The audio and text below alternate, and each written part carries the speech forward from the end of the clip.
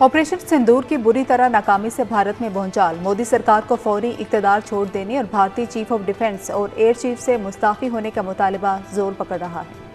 पाकिस्तान के हाथों बदतरीन शिकस्त के बाद वजीर आजम नरेंद्र मोदी की लंका बुरी तरह लरजने लगी। हर तरफ से तनकीद के तीरों की बारिश। कांग्रेस के सदर मल्लिकार्जुन खड़गे के वजीर आजम नरेंद्र मोदी पर संगीन इल्जामात। कहा इन्होंने तब कौम से झूठ बोला। अब सामने आने वाले हकाइक ने इनके झूठ का पोल खोल दिया। पार्लियामेंट का हंगामी इजलास बुलाकर कौम को सच बताएं कि जंग में हमारे साथ हुआ क्या। कांग्रेस लीडर उत्तम कुमार रेड्डी ने मोदी सरकार की सफारती कमजोरियों और गैर शफाफ पॉलिसियों को आड़े हाथों लिया। कहा मोदी झूठ बोलना बंद करें और कौम को सच बताएं। हुकूमत की तरफ से मुसलसल इनकार अपनी नाकामियों को छुपाने की भोंडी कोशिश है। उत्तम कुमार ने अवाम को खबरदार किया कि मोदी हुकूमत के झांसों में हरगिज न आएं और सच जानने की कोशिश करें।